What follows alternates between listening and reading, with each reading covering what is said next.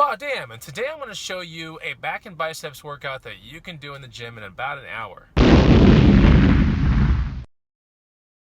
In this video, I'm going to show you a back and biceps workout that took me about an hour this morning. Before I get to the content, make sure you're subscribed to this channel. Lots of great BODDAMN content coming down this year. Okay, so let's get to the workout. Make sure you do an appropriate warm-up and let me take you through it.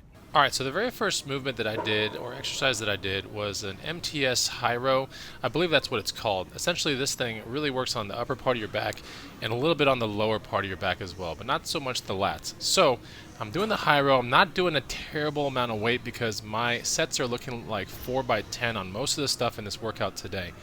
And I like this because on days where it's not so heavy involved kind of movements, I want to make sure that I kind of separate the muscles if I can on certain movements. So here, there's a stack on each side, so each arm is responsible for pulling the weight up. So I like this movement a lot. I decided to definitely put this in my workout today.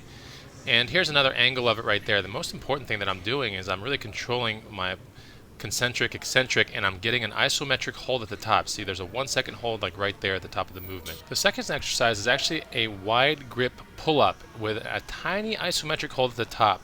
So what I like to do on this movement is to really try to keep my body under the bar as much as possible, even though when it starts getting hard, you tend to kind of sway away from the bar.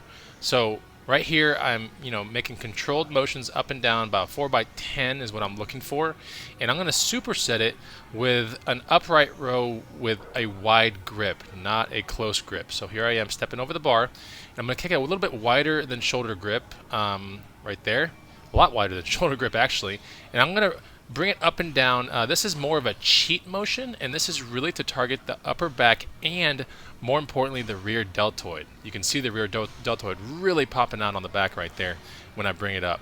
So this is a very important superset to be doing, the wide grip pull-ups plus this upright row with a very wide grip.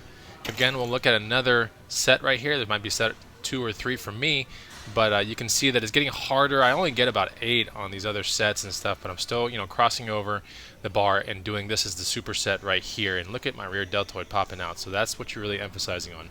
The next movement I am getting into place for a rack pull, and this is what a rack pull is. It's basically a lower back movement. It kind of looks like a deadlift, but I'm really not bending my knees too much, and I'm clanking the catcher bars right there. As you can see, the catcher bars are about 1 to 2 inches lower than my knees are, and that's the most important thing about this movement. It's not a full deadlift because it stops right about below the knee. This is a much better angle so you can see where I'm putting the catcher bar. This is a lower back movement, remember, not a deadlift, so I definitely put this in.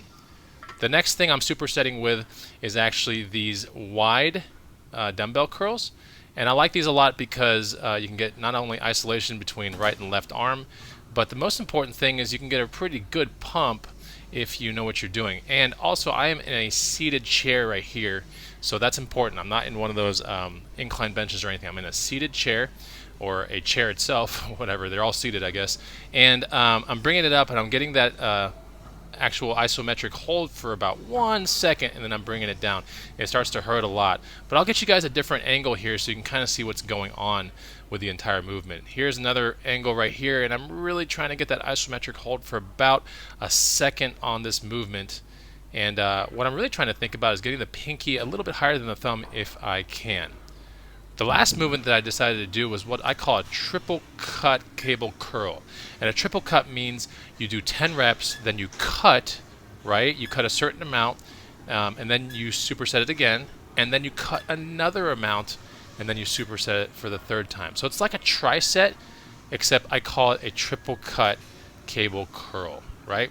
So you want to get a bar that's not terribly wide, and it's not terribly, how do I say it, like concise, right?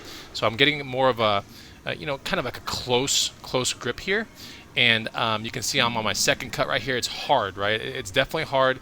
And you can kind of tell it's hard because my elbow starts to climb a little bit. And that's normal, This is one of those like very exhaustive based training protocols. And here's my 3rd cut going on.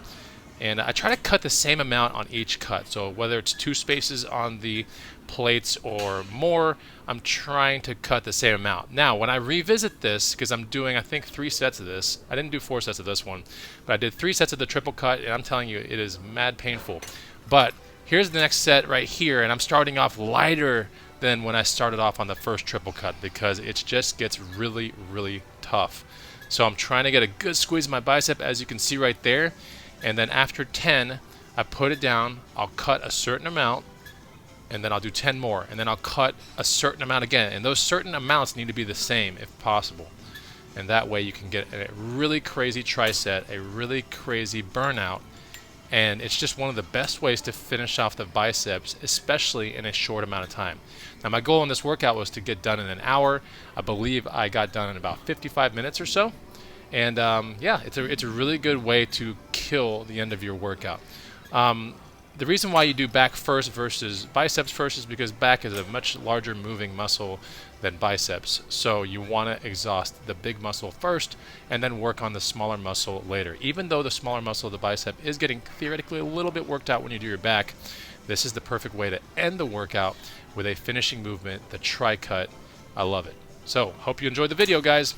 So hope you enjoyed the workout. It was a lot of fun filming it. I'm going to get more BODDAMN videos made for you guys. Don't forget to subscribe, like the video. I'll see you on the next one. Take it easy. Goodbye!